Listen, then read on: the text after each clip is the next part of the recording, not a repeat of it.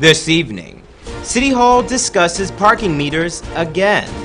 Consultations on a new Harbour Bridge have begun. Guyana is one step closer to FATF approval. Saru bill goes before Parliament for a second time. In the region, in St. Lucia, one group raises concerns about domestic violence. And internationally, Russia comes to Syria's defense by vetoing the UN Security Council.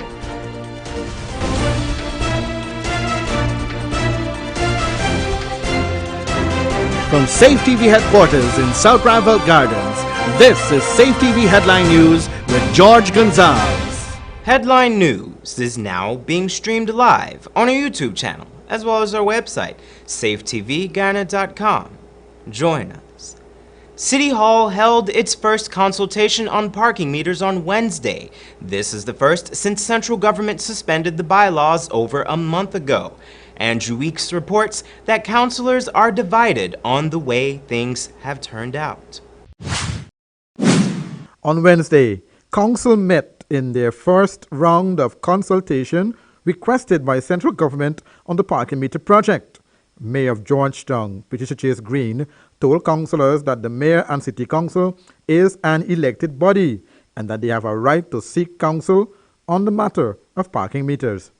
And the council, as I have said before, it was not the council's intention, as was stated, to disagree with Cabinet's decision for the suspension of parking meters.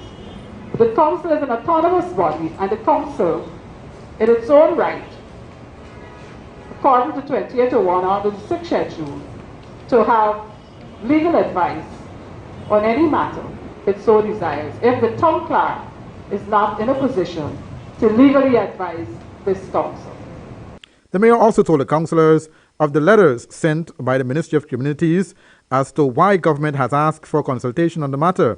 Councillors were also equipped with letters sent to Smart City Solutions on the suspension, as well as the bylaws and the contract of the parking meters.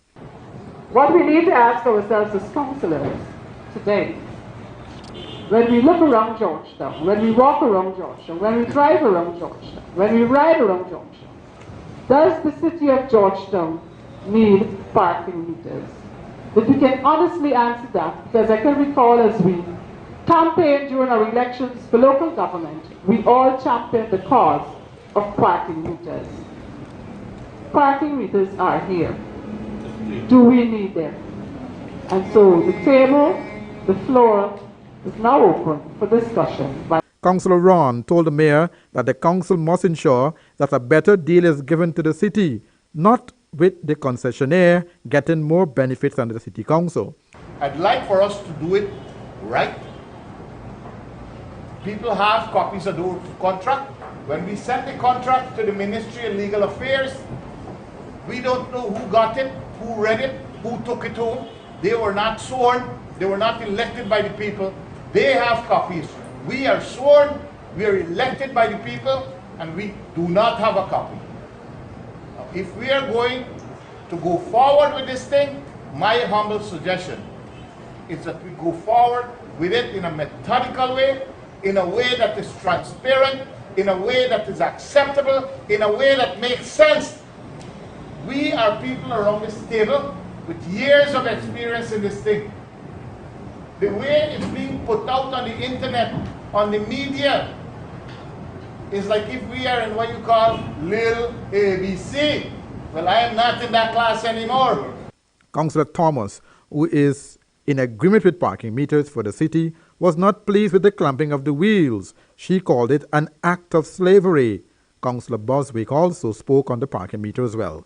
But this sudden clamping of vehicles had a very negative effect on people, and I think that is why a lot of people did not support this initiative. That parking meter, the attempt of this council to carry out the mandate according to law, was greeted with all manners of obstacles.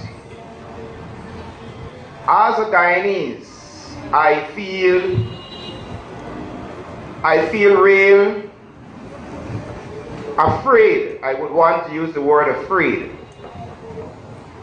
I feel afraid to note that business people will prefer to close their businesses on their own, at their own peril, in allegedly protesting the non-acceptance of parking meter.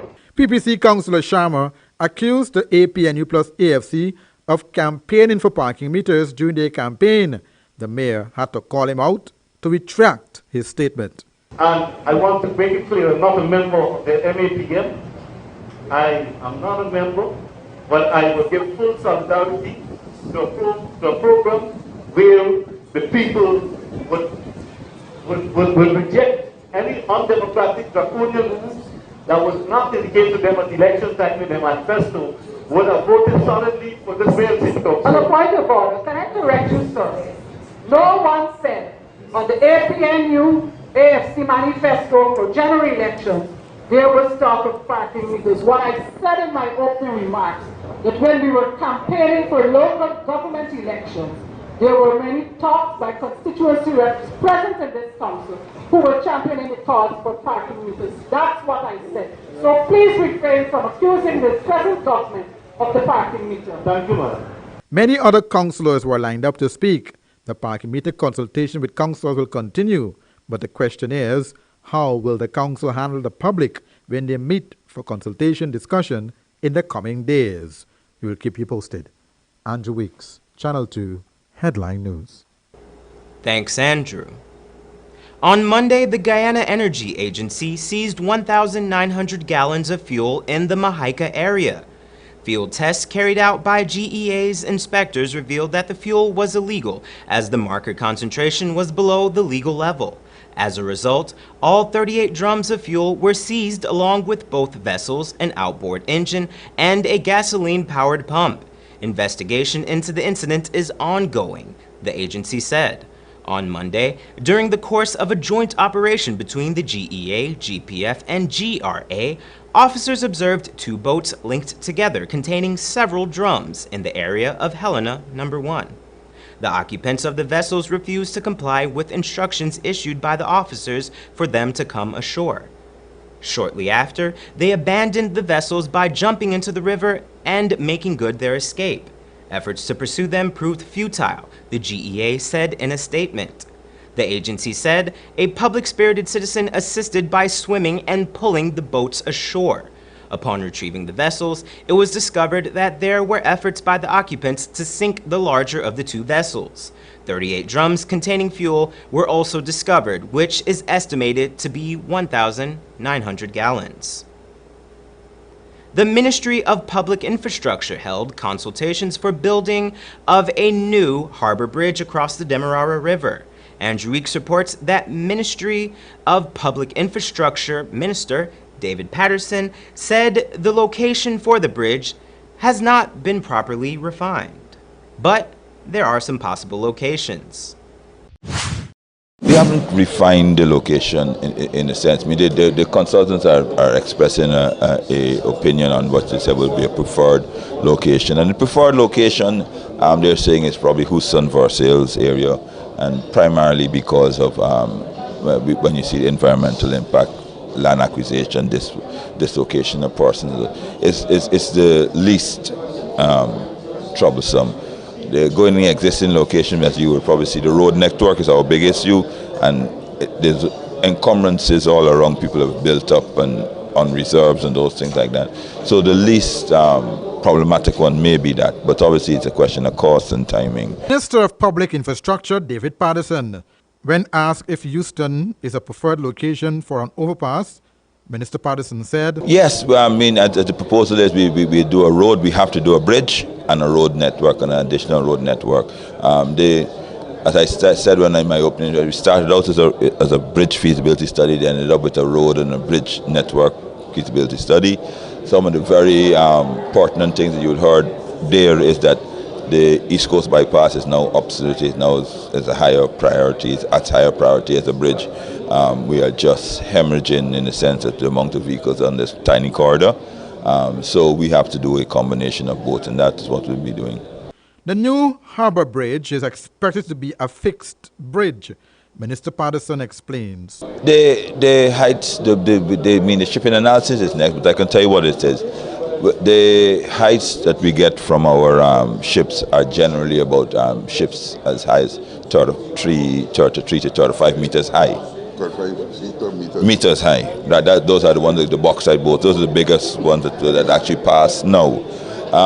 The highest that we envisage, the highest ever, as records which shows 141 meters. If we're going to use a high bridge, our proposal there is actually to make a bridge at 47 meters, which would accommodate the highest now and we do envisage would happen in the future. Obviously, if you do have a bridge, a boat higher than that, we probably would have to discharge and transship in the country. As to where the monies will come from, Minister Patterson said, the funding in this bridge is totally independent of oil revenue, totally independent. There's various financial models that you probably will see this afternoon. Tomorrow morning, our team is meeting with the Minister of Finance for him to weigh in and give his consideration in the different financial models. But they're all independent of oil revenue. So obviously, we are looking to have this, as you can see, a start date sometime in July, start a procurement cycle in July moving forward. So we're not encumbering our oil revenues with this. Minister David Patterson also stated that there are a number of contractors who have shown an interest in the project. Patterson said the ministry will only be able to shortlist 3. And a bid to propose to put together a full bid for a project such like this will cost a contractor I would approximately about $500,000 US. And obviously no contractor wants to put that in if you have 10, 15 contractors competing, because it's 115. But so where we have no more than 3 is in 1/3, so they will be willing to. So we'll be shortlisting them. We'll be shortlisting them based on quality, experience, several other things, based on the financing model we have. The countries from which these contractors are likely to come? Europe. Primarily, Europe, America, China, and maybe India. But those are the ones that have already expressed, and those are the ones that have done work in this part of the region. You know, I mean, there's certain contractors that wouldn't have worked here in this particular conditions before. You know what I mean? We'd only concentrate the person that would have worked here before and has the capability. Thanks, Andrew. Don't go away. Coming up on Headline News after the break. Saru bill in Parliament for a second time. And Guyana is one step closer to FATF approval. Sometimes there's just too much information to keep up with when you're pregnant. What you should and should not eat, what kind of exercise is right for you, how to handle mood changes, even how to determine when it's time for delivery. Don't let your pregnancy be a burden. Watch The Baby Story on Safe TV Channel 2 every weekday from 9 a.m. to 10 a.m. Now you can know all you need to know from conception to delivery when you watch The Baby Story on Safe TV Channel 2. Fabulous Styles, it's your time to shine for the best in plus and regular sizes for both male and female for any occasion. From elegant designers dresses to stylish costume jewelry, your choice is Fabulous Styles. Come check us out on Durban Street, 3 doors from First Assembly Church, or call us on 225-8932 or 623-7895. Fabulous Styles, a time to shine.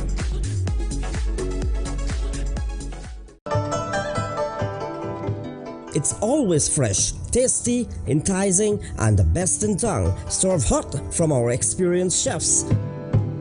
Come and enjoy our daily meals with a wide and delicious menu to choose from, also a wide variety of pastries and dessert. We can also host your luncheons, cocktails, parties, and formal gathering. For reservation, call 225-1730, 225-0038, and delivery 225-0195 or 225-0159. The new thriving Chinese restaurant, 32 Main Street, Georgetown. Look no further for the latest Easter weekend outfits. Come to Colors on Rob Street and check out our new arrivals. Just arrived is a fresh variety of Puma sneakers, Jordan Retros, Adidas Superstar, Nike Huaraches, Lacoste, and a large collection of Timberlands for kids, ladies, and gents. Colors now have in stock Nike slippers with sizes up to size 18. Get the latest in ladies' clothing, including jeans, tops, dresses, and Ocean Pacific footwear. So hurry now to Colors for the latest arrivals and Easter specials on selected items. It's the Easter season and Benjamin's Bakery has lots to give you, our loyal customers. Benjamin, this Ash Thursday, gave you fresh cross buns hot from our ovens just in time for the Easter holiday. Savor the moment. Not only our cross buns will be ready, but your bread and all your favorite pastries too. So remember, get your hot cross buns from Benjamin's Bakery in Buxton on the east coast of Demerara. Check out our vendors located across the region. You can't miss us. Our logo and freshness from our bakery says it all. Make your cross buns order today. Call us on 612-2033, 625-4030. It's Benjamin's Bakery. We are second to none.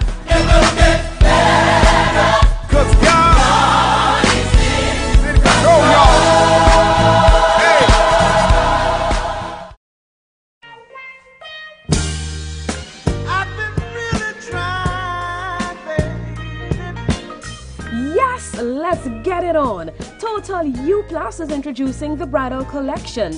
We sell bridal gowns with over 150 styles to choose from, including bridal gowns for Muslim brides. We also sell bride and bridesmaid gloves, tiaras, petals, flower girl baskets, bridal pins, just married signs for vehicles, guest books and pens, aisle runners, veils, table placement holders, garters. Yes, the complete collection. Come see our bridal display in store.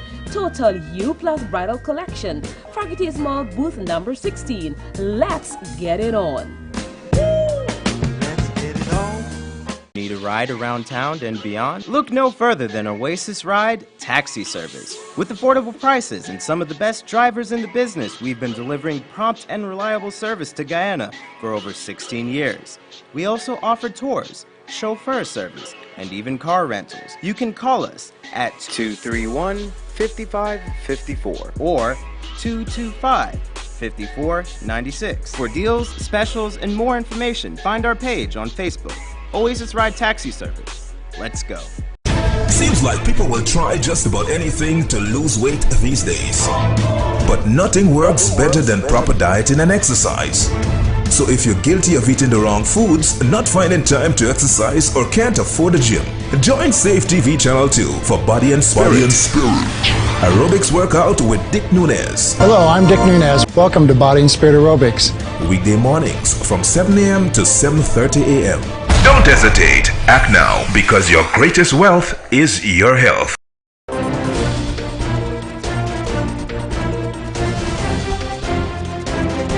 The State Assets Recovery Bill is expected to be read for the second time and possibly passed in the National Assembly on Thursday. Andrew Weeks reports that the Attorney General and the Chairman of SARU and team hosted a press conference on Wednesday to update the media on how SARU will proceed to recover state assets, as a number of persons are already on the watch list for the courts.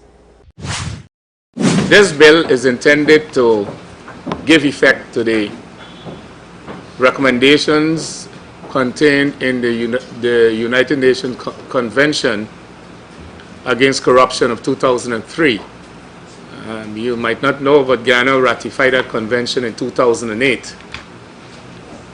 It is strictly, and I wish to emphasize, it is strictly a civil recovery proceeding and not criminal. Attorney General and Minister of Legal Affairs Basil Williams.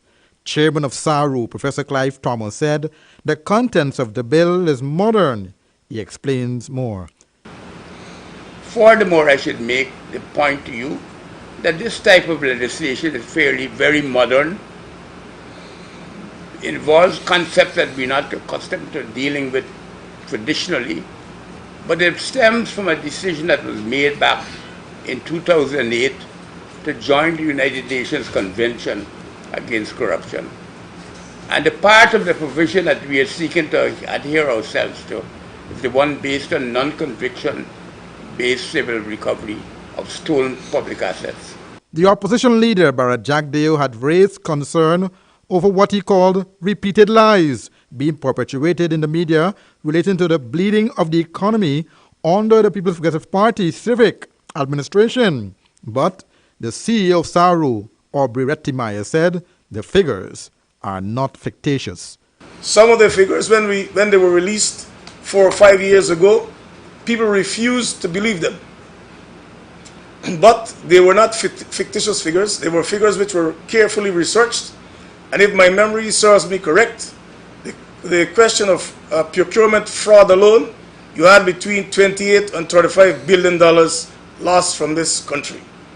In the case of illicit capital flight, 90 billion every year.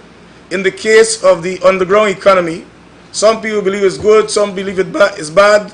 Whatever you believe, the underground economy in this country was about $188 billion per year. The bill is not expected to bring criminal charges, but what was also cleared up is that SARU is not expected to prove that a crime is committed. When he said you don't have to prove the crime, what he meant was you don't have to prove the crime to the criminal standard.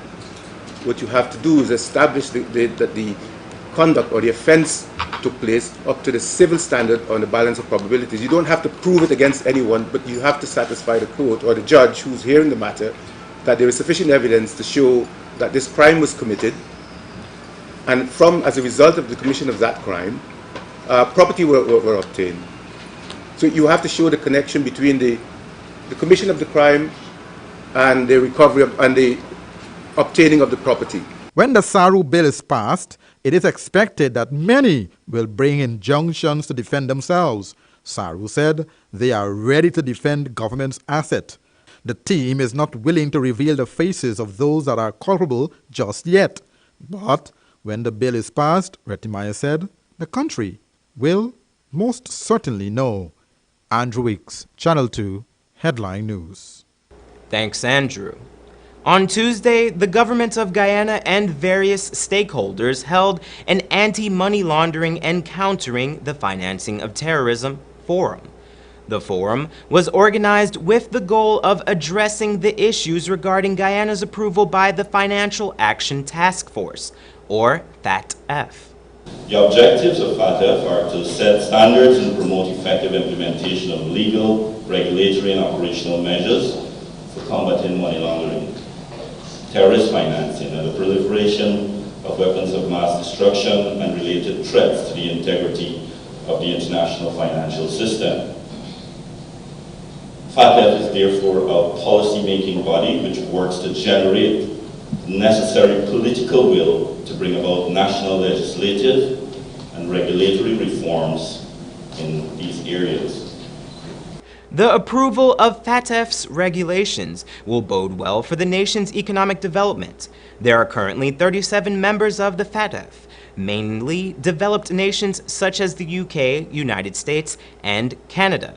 This approval eases the minds of investors and financial regulators by ensuring the integrity of the nation's financial system.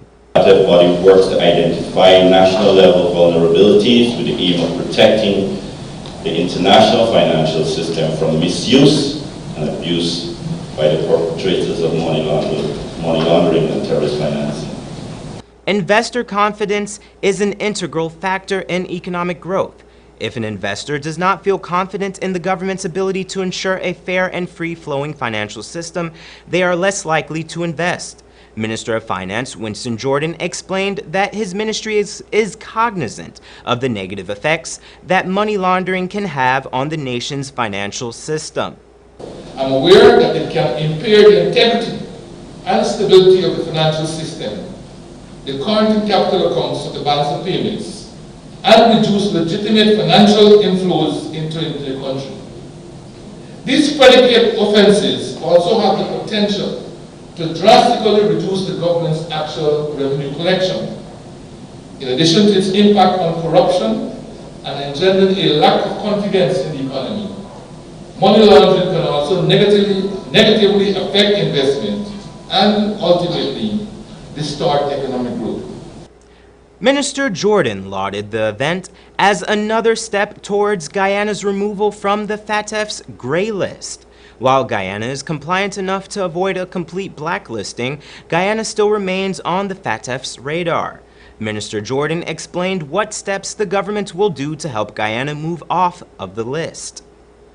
The National Action Plan that is prepared by the team will not only satisfy FATF's recommendation 1, which stipulates that countries must identify, assess and understand the MLTF risk and apply combating measures using a risk-based approach, but will also form the basis for the efficient allocation of the country's scarce financial resources.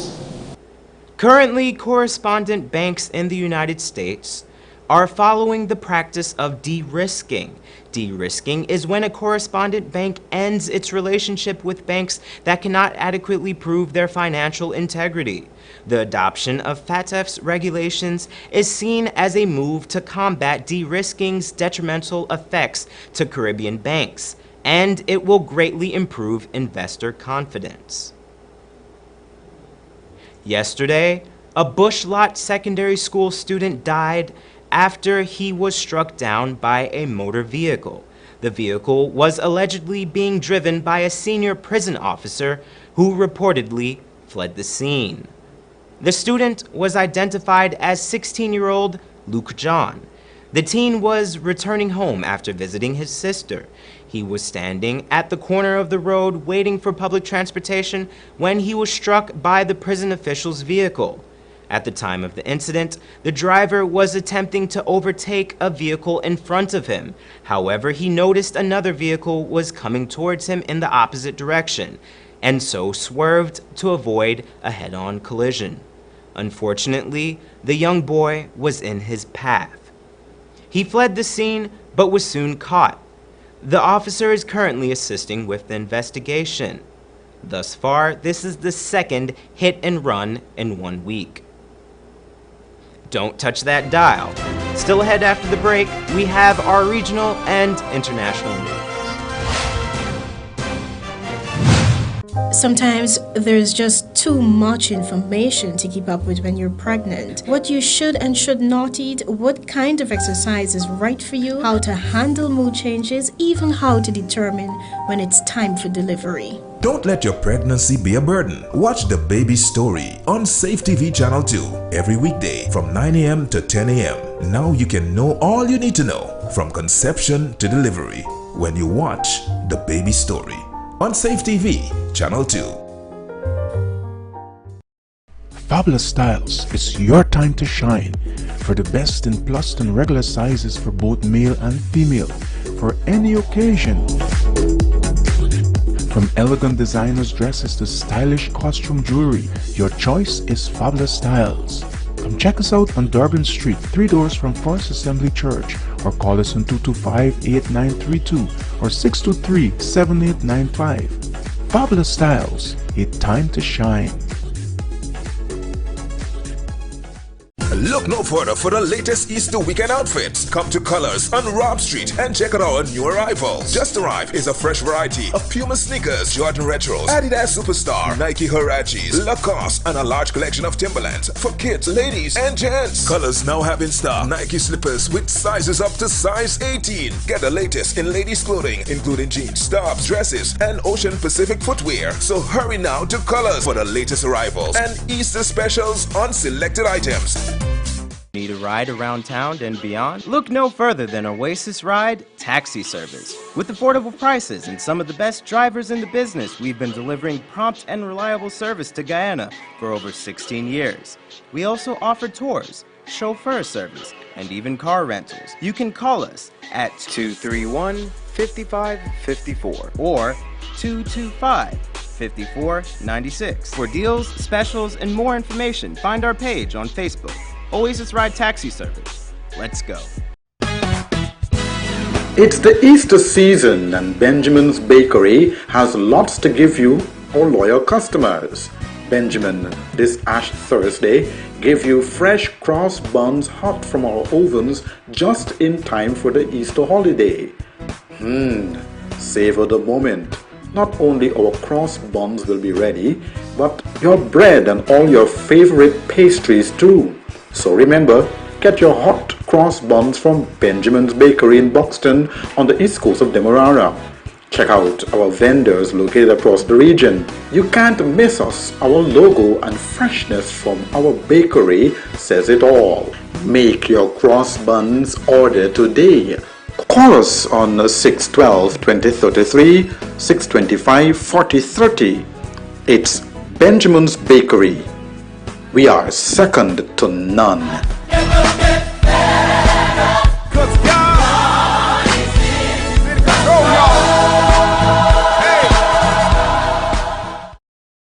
Seems like people will try just about anything to lose weight these days. But nothing works better than proper dieting and exercise. So if you're guilty of eating the wrong foods, not finding time to exercise, or can't afford a gym, join Safe TV Channel 2 for Body and Spirit. Aerobics workout with Dick Nunez. Hello, I'm Dick Nunez. Welcome to Body and Spirit Aerobics. Weekday mornings from 7 a.m. to 7:30 a.m. Don't hesitate. Act now, because your greatest wealth is your health. Now opened, the new thriving Chinese restaurant Providence location. Perfect for large events, exquisite menus featuring traditional Korean, Chinese and Western cuisine, elegant grand dining room and seats for over 500 persons. Also additional seating on the upper flat, luxurious VIP rooms and an elevator for your comfort. The new thriving Chinese restaurant second location above Massey Supermarket, Amazonian Mall, Providence. For reservation call 623-4097 or 657-9067.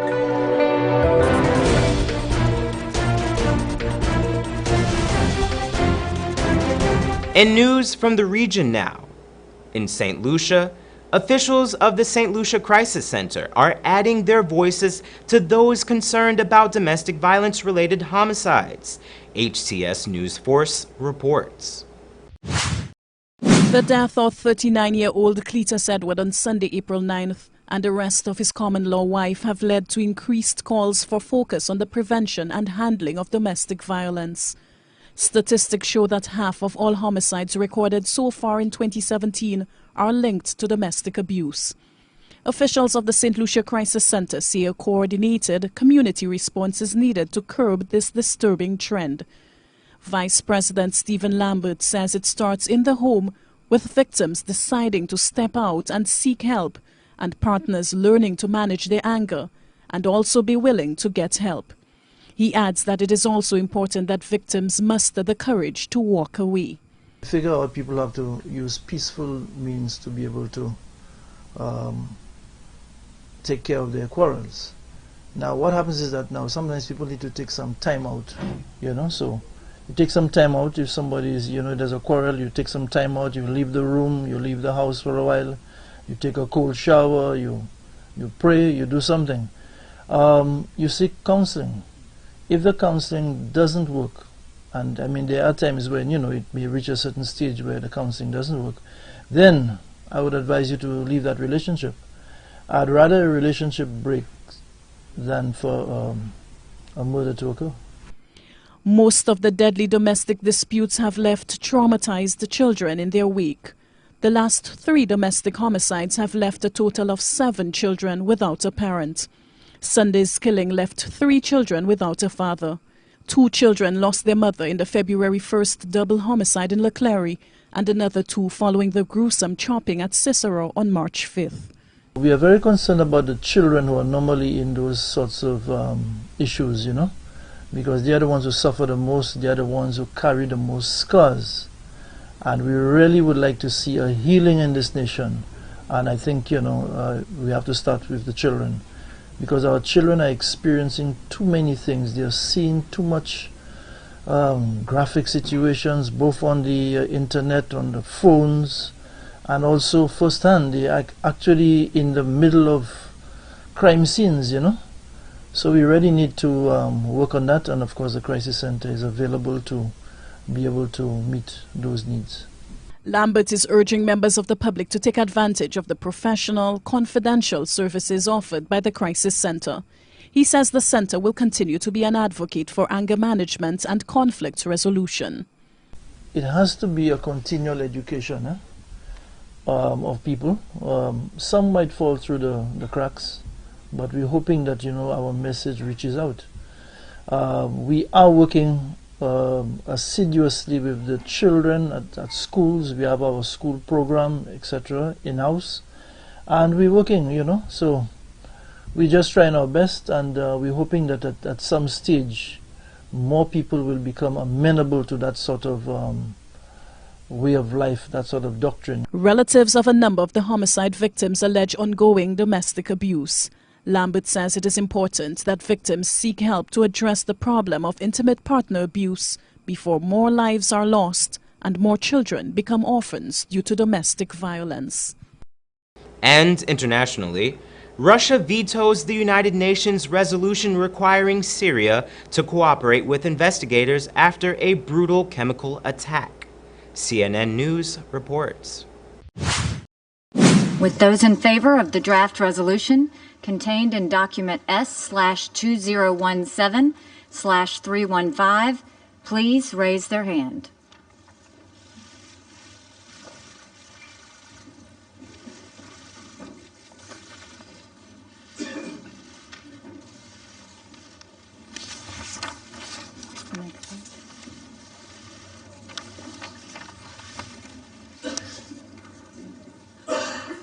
Those against? Abstentions?